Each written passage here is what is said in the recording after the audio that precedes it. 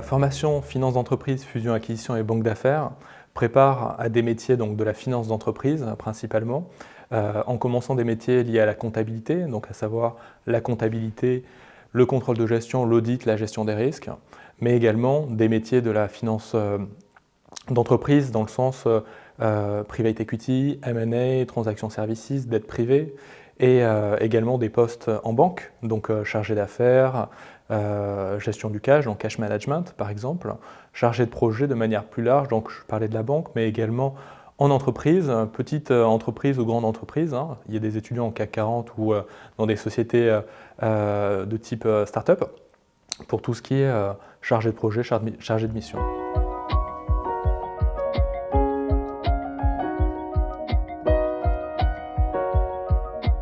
La principale force du MBA Finance d'entreprise, fusion, acquisition et banque d'affaires est qu'il s'agit déjà d'une formation en alternance. Donc l'alternance, historiquement, c'était les petites formations, donc tout ce qui était compagnon du devoir, par exemple, et puis c'est monté petit à petit, les derniers bastions que sont le droit et la finance se sont ouverts à l'alternance. La force principale de ce MBA, Finance d'entreprise, donc, est qu'il peut se faire en alternance. C'est rare de trouver ce type de formation déjà en alternance.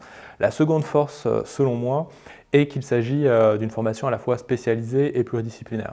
Donc spécialisée parce qu'elle permet de pouvoir candidater et prétendre à des postes difficiles à avoir. Donc je parlais du M&A, donc les fusions-acquisitions, la banque d'affaires de manière plus large, la dette privée, le private equity, mais également un éventail de métiers liés à la finance d'entreprise.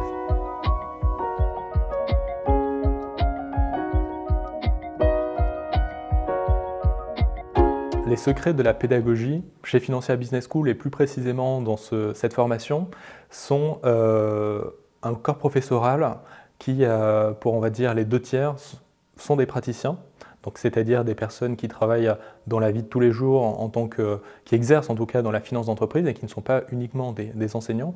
Et donc pour le tiers restant, des enseignants, des chercheurs, ça peut être des doctorants également. L'idée c'est que les intervenants réajustent tous les ans et même au cours de l'année, en cas de changement lié à l'actualité, par exemple l'inflation, une guerre, une évolution légale, donc qu'ils puissent changer et mettre à jour leur matière de la manière la plus précise possible par rapport, en tout cas, au secteur d'activité, en tout cas à la demande du marché du travail. Donc la principale force est un ajustement sur mesure, on va dire, de la formation par rapport au métier, aux demandes en tout cas du secteur professionnel.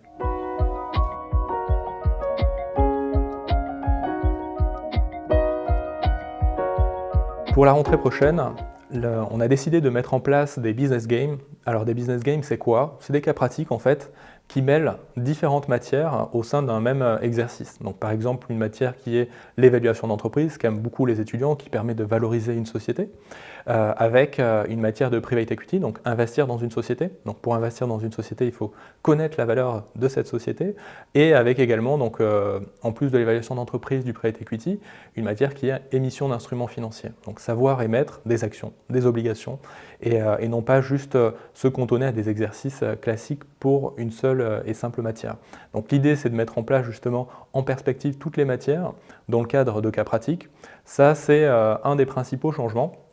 L'idée c'est également de créer ces business games inter-formation, donc pas uniquement au sein du MBA Finance d'entreprise, mais également avec par exemple le MBA Banque, voire même avec les étudiants plus jeunes du bachelor, pour que ceux-ci par exemple travaillent à des exercices un peu plus introductifs et avec leurs camarades de finance d'entreprise, fusion, acquisition, banque d'affaires. Donc ça, c'est un mode d'exercice qui a vocation à être mis en place à la rentrée. Principaux changements autres, on va dire, concernant les matières. Donc je pense par exemple à la matière blockchain au sein de la première année de MBA. Cette matière va être remplacée, en tout cas changée, en intelligence artificielle. Donc il y aura également la blockchain toujours qui sera abordée dans le cadre de cette matière, mais également l'intelligence artificielle telle que ChatGPT entre autres, ou d'autres logiciels qui aujourd'hui transcendent un petit peu les métiers tels qu'on a pu les connaître. Donc voilà pour un second changement. Troisième point, la matière négociation qui a été mis en place l'année dernière va être modifiée, et donc ce sera maintenant une matière qui sera art oratoire.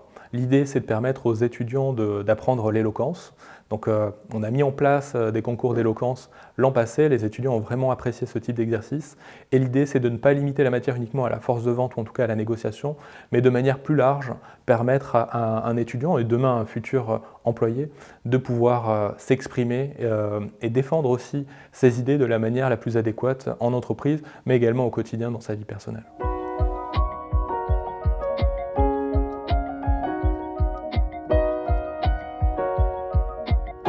Alors, ce qui permet la professionnalisation de nos étudiants, c'est avant tout l'alternance. À formation égale, on va dire, en finance d'entreprise, donc rares sont les formations, comme je disais, qui peuvent se faire en alternance, ce qui permet en l'occurrence à ce que les étudiants de Financia puissent sortir diplômés avec 1, 2, voire 3 années d'expérience professionnelle. Donc c'est comme ça en fait que se matérialise la professionnalisation de nos étudiants. Maintenant, à quel poste ils peuvent prétendre en règle générale à la sortie. Certains font le choix de l'entrepreneuriat, ils sont assez rares. Certains également se dirigent vers des startups. Donc, soit ils créent leur propre société dans le cadre de l'entrepreneuriat, soit ils se dirigent vers des petites sociétés, plus petites sociétés où ils auront des missions plus larges et assez intéressantes, mais où ils prennent aussi un risque d'être dans une structure moins solide. Sinon, pour la majorité, les étudiants donc, se dirigent vers des sociétés à taille un peu plus conséquente, que ce soit les banques, les assurances ou les entreprises par exemple du CAC 40, voire les PME, petites moyennes entreprises.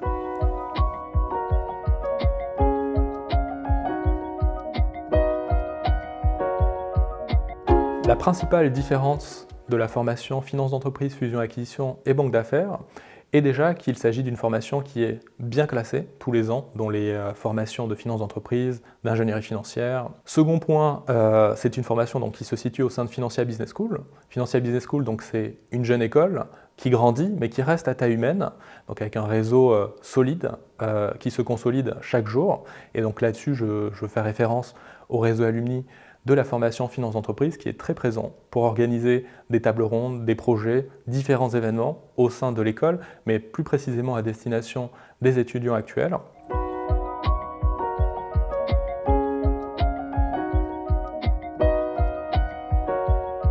Pour candidater au sein de la formation, les étudiants doivent répondre à des tests, donc des questions liées à la finance d'entreprise.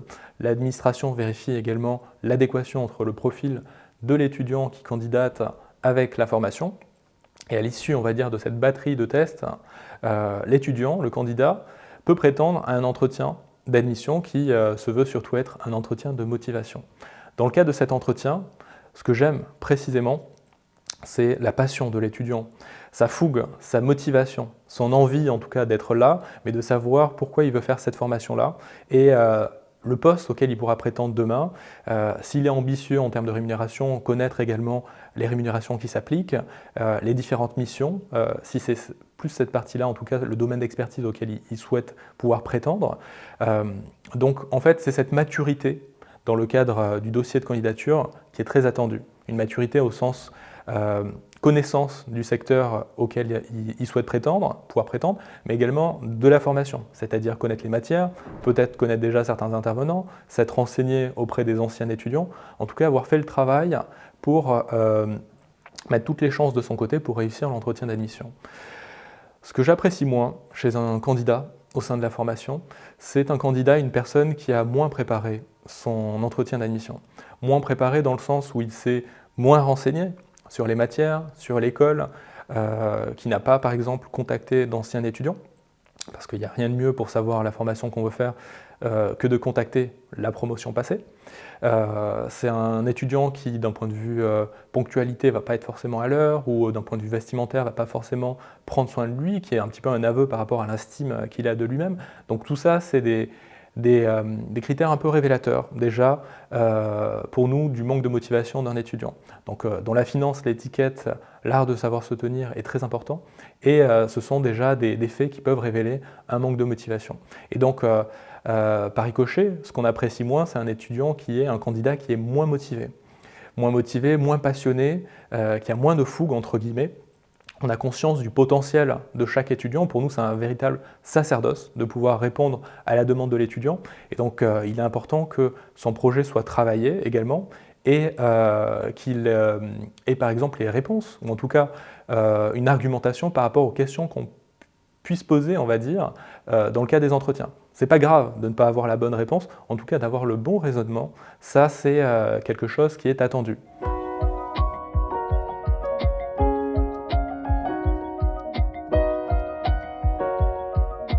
Pour conclure, j'aimerais dire aux prochains candidats, aux futurs candidats, de ne pas hésiter à candidater chez Financia Business School, de ne pas hésiter, dans le cadre de ces candidatures, à se renseigner également auprès des anciens, auprès des alumni.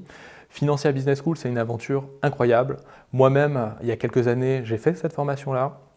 C'est de loin l'établissement d'enseignement supérieur dont je suis le plus fier. Je suis très fier des anciens établissements que j'avais pu faire, mais particulièrement de celui-ci.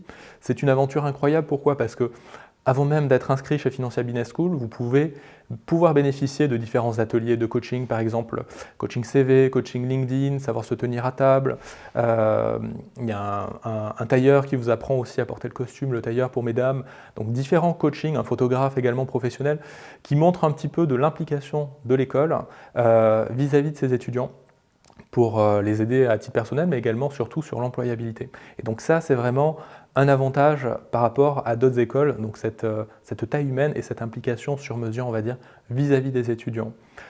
Ensuite, donc en ancien étudiant moi-même, vraiment connaissant en tout cas les anciennes promotions, connaissant moi-même les anciennes promotions et donc les alumni de cette formation, beaucoup d'anciens étudiants aujourd'hui exercent en tant que professeurs dans cette formation par passion pour l'école, mais précisément pour cette formation-là, qui est vraiment incroyable, qui vous fait découvrir des métiers super intéressants, que ce soit de l'optique bancaire, assurance, financière, de manière plus générale, mais également en entreprise, avec le volet un peu plus entrepreneurial. Donc il ne faut vraiment pas hésiter. Renseignez-vous, le réseau alumni est disponible, l'école naturellement, et je vous dis bon courage.